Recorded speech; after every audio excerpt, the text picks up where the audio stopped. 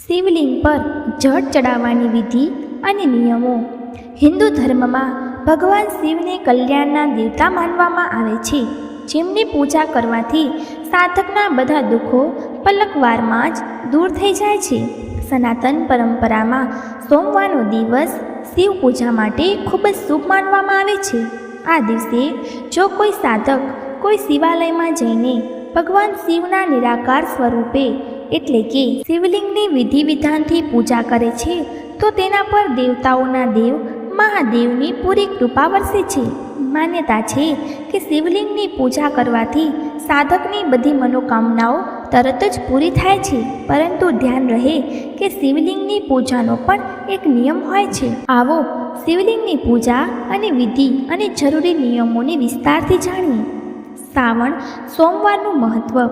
માન્યતા અનુસાર શ્રાવણ મહિનામાં સોમવારના દિવસે જે વ્યક્તિ વિશેષ રૂપે ભગવાન શિવની પૂજા કરે છે અને વ્રત રાખે છે તેની ઈચ્છાઓ પૂરી થાય છે. જે કન્યાઓને સારા વરની ઈચ્છા છે અથવા જે મહિલાઓ પોતાના પતિ સાથે પોતાના સંબંધો મજબૂત બનાવી રાખવા માંગે છે તેમને આ વ્રત જરૂરથી કરવું જોઈએ. જો કે આખું વર્ષ ભગવાન શિવની ભક્તિ કરવામાં આવે છે, પરંતુ શ્રાવણ માસમાં ભગવાન શિવની પૂજા કરવાથી મનની ઈચ્છાઓ જલ્દી પૂરી થાય છે. સાથે જ શ્રાવણમાં નિત્ય રૂપે શિવલિંગ પર જળ અર્પણ કરવું જોઈએ. શિવલિંગ પર જળ ચડાવવાથી વિશેષ ફળોની પ્રાપ્તિ થાય છે. શિવલિંગ પર કેટલા વાગે જળ ચડાવવું જોઈએ? એવું તો ભગવાનની ભક્તિ કોઈ પણ સમયે કરી શકાય છે, પરંતુ પૂજા સાચા સમયે કરવામાં આવે તો ઝડપથી ફળની પ્રાપ્તિ થાય છે. એવી જ રીતે શિવ પર જળ ચડાવવા માટે એક સમય અને મર્યાદા નક્કી કરવામાં આવી છે, જેમાં ભક્ત તેમણે જળ અર્પણ કરીને શુભ ફળોને પ્રાપ્ત કરી શકે છે. કહેવાય છે કે શિવલિંગ પર જળ ચડાવવા માટે સવારે 5 વાગ્યાનો સમય ખૂબ જ ઉત્તમ માનવામાં આવે છે. સવારે 5 વાગ્યાથી લઈને સવારે 11 વાગ્યા સુધી શિવલિંગ પર જળ ચડાવી શકાય છે. જ્યારે સાંજના સમયે શિવલિંગ પર જળ ભૂલથી પણ અર્પણ ન કરવું જોઈએ, નહીં તો તમને પૂજાનું ફળ નહીં મળે. શિવલિંગ પર જળ કેવી રીતે ચડાવવું? 1. ધર્મશાસ્ત્ર અનુસાર શિવલિંગ પર જળ ચડાવતી વખતે હંમેશા દક્ષિણ દિશામાં ઊભા રહીને જળ ચડાવવું જોઈએ. આ દિશામાં ઊભા રહીને શિવલિંગ પર જળ ચડાવવાથી પુણ્યની પ્રાપ્તિ થાય છે. 2. શિવલિંગ પર દક્ષિણ દિશામાં ઊભા રહીને જળ ચડાવતી વખતે એ ધ્યાન રાખવું જોઈએ કે જળ ઉત્તર દિશા તરફથી શિવલિંગ પર પડે છે. આવું કરવાથી ભગવાન ભોળેનાથ જલ્દી પ્રસન્ન થાય છે. 3. બિલપત્ર વગર ભગવાન શિવની પૂજા અધૂરી માનવામાં આવે છે. તેથી અભિષેક કર્યા પછી ભગવાન શિવને બિલપત્ર અર્પણ કરો. આ વાતનું ધ્યાન રાખો કે બિલપત્રના પાન કપાયેલા ન હોવા જોઈએ. બિલપત્રની સાથે સાથે ધતુરો, આંકડાના ફૂલ, સમીના પાન પણ અર્પણ કરો. સાથે જ બિલપત્ર પર ચંદનનો લેપ જરૂર કરો. શિવલિંગ પર જળ અર્પણ કરતી વખતે આ વાતોનું ધ્યાન રાખો. 1. શિવલિંગ પર જળ ચડાવ્યા પછી ક્યારે પણ ભગવાન શિવની પૂરી પરિક્રમા ન કરવી જોઈએ, કારણ કે ભગવાન શિવને અર્પણ કરેલું જળ ઓળંગવું સારું નથી માનવામાં આવતું. 2. શિવલિંગ પર જળ ચડાવતી વખતે એ વાતનું ધ્યાન રાખવું જોઈએ કે નાની ધારના રૂપમાં જળ અર્પણ કરવું જોઈએ અને આ દરમિયાન ઓમ નમઃ શિવાય મંત્રનો જાપ કરતા રહેવું જોઈએ. નંબર 3. શિવલિંગની પૂજા કરતાં પહેલાં સાધકે તન અને મનથી પવિત્ર થઈ જવું જોઈએ. ભગવાન શિવની પૂજા ક્યારે પણ કાળા રંગના કપડાં પહેરીને ન કરવી જોઈએ. 4. હિન્દુ ધર્મમાં ભગવાન શિવની પૂજા ખૂબ જ સરળ અને ઝડપથી ફળદાયી માનવામાં આવે છે, કારણ કે તેઓ માત્ર જળ અને પાંદડા ચડાવવાથી જ પ્રસન્ન થઈ જાય છે. હિન્દુ માન્યતા અનુસાર ભગવાન શિવને ગંગાજળ ખૂબ પ્રિય છે, જેને શિવલિંગ પર ચડાવવાથી સાધકને મનવાંછિત આશીર્વાદ મળે છે. પરંતુ ધ્યાન રાખો કે તેને હંમેશા તાંબાના લોટાથી જ ચડાવવામાં આવે છે. કદી પણ ભૂલથી પણ ગંગાજળને પ્લાસ્ટિકના વાસણથી ન ચડાવો. નંબર 5. શિવલિંગની પૂજા કરવી હોય તો સૌથી પહેલાં તાંબાના લોટમાં જળ લઈને જલહારીની જમણી બાજુ ચડાવો. જેણે ભગવાન ગણેશજીનું સ્થાન માનવામાં આવ્યું છે. ત્યાર પછી ડાબી બાજુ જળ ચડાવો, જેને ભગવાન કાર્તિકેયનું સ્થાન માનવામાં આવ્યું છે. ત્યાર પછી જલહારીની વચ્ચે જળ ચડાવવામાં આવે છે, જેને ભગવાન શિવની પુત્રી અશોક સુંદરીનું સ્થાન માનવામાં આવે છે.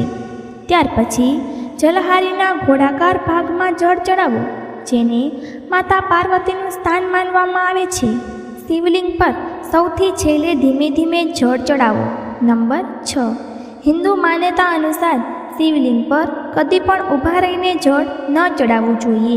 શિવલિંગ પર હંમેશા બેસીને ધીમે ધીમે જળ ચડાવવું શુભ માનવામાં આવ્યું છે. ભગવાન શિવને કદી તેજ ધારથી જળ ન ચડાવો. નંબર 7.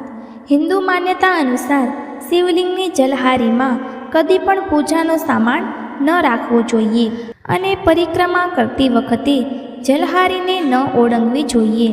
હિન્દુ માન્યતા અનુસાર શિવલિંગની હંમેશા અડધી પરિક્રમા કરવી જોઈએ. નંબર 8. હિન્દુ માન્યતા અનુસાર શિવલિંગ પર કદી પણ પૂર્વ દિશા તરફ મોં કરીને જળ ન ચડાવવું જોઈએ, કારણ કે સનાતન પરંપરા અનુસાર આ ભગવાન શિવનું મુખ્ય પ્રવેશદ્વાર માનવામાં આવ્યું છે. હિન્દુ માન્યતા અનુસાર શિવલિંગ પર હંમેશા ઉત્તર દિશા તરફ મોં કરીને જળ ચડાવવું જોઈએ. શિવલિંગ પર ઝડપથી જળ ન ચડાવવું જોઈએ. શાસ્ત્રોમાં પણ કહેવામાં આવ્યું છે કે શિવજીને જળધારા અત્યંત પ્રિય છે, તેથી જળ ચડાવતી વખતે ધ્યાન રાખો કે જળના પાત્રથી ધાર બનાવતા ધીમેથી જળ અર્પણ કરો. પાતળી જળધારા શિવલિંગ પર ચડાવવાથી ભગવાન શિવની વિશેષ કૃપા દ્રષ્ટિ પ્રાપ્ત થાય છે. નંબર 8. શિવલિંગ પર શંખથી જળ ન ચડાવવું જોઈએ. નંબર 9. શિવલિંગ પર માત્ર જળ ચડાવો, તેમાં કોઈ પણ સામગ્રી ના મેળવો. નંબર 10. શિવલિંગ પર જળ હંમેશા તાંબાના લોટાથી જ અર્પણ કરો. લોખંડ કે સ્ટીલના વાસણનો ઉપયોગ ના કરો. નંબર 11. આ વાતનું પણ ધ્યાન રાખો કે ભગવાન શિવની પૂજામાં તુલસી, સિંદૂર, હળદર, નાળિયેર, શંખ, કેતકીનું ફૂલ વગેરેનો ઉપયોગ ન કરવો જોઈએ. આ બધી વસ્તુઓ ભગવાન શિવની પૂજામાં વર્જિત છે. શિવલિંગ પર જળ ચડાવવાની વિધિ. નંબર 1. શિવલિંગ પર જળ કદી પણ પ્લાસ્ટિકના વાસણોથી ન ચડાવવું જોઈએ. આ માટે તાંબાના લોટાનો ઉપયોગ કરો. નંબર 2. શિવલિંગ પર તાંબાના લોટામાં જળ લઈને જલહારીની જમણી બાજુ ચડાવો અને ગણપતિજીનું સ્થાનક માનવામાં આવ્યું છે. નંબર 3. બીજી વાર તાંબાના લોટામાં જળ લઈને જલહારીની ડાબી બાજુ ચડાવો અને પ્રભુ કાર્તિકેયનું સ્થાન માનવામાં આવ્યું છે. નંબર 4.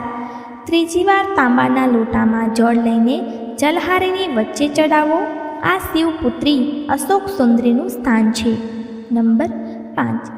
ચોથી વાર તાંબાના લોટામાં જળ લઈને જલહારીના ગોળાકાર ભાગમાં ચડાવો, જેમાં પાર્વતીનું સ્થાન છે. નંબર 6. સૌથી છેલ્લે તાંબાના લોટામાં જળ લઈને શિવલિંગ પર ધીમે ધીમે જળ ચડાવો. આનાથી પૂજા પૂરી થાય છે. આ તમામ માહિતી જનરુચિને ધ્યાનમાં રાખીને આપવામાં આવી રહી છે. જ્યોતિષ અને ધર્મના ઉપાયો સલાહો તમારી આસ્થા અને વિશ્વાસ પર અજમાવજો. વિડીયોનો ઉદ્દેશ્ય માત્ર તમને સારી સલાહ આપવાનો છે.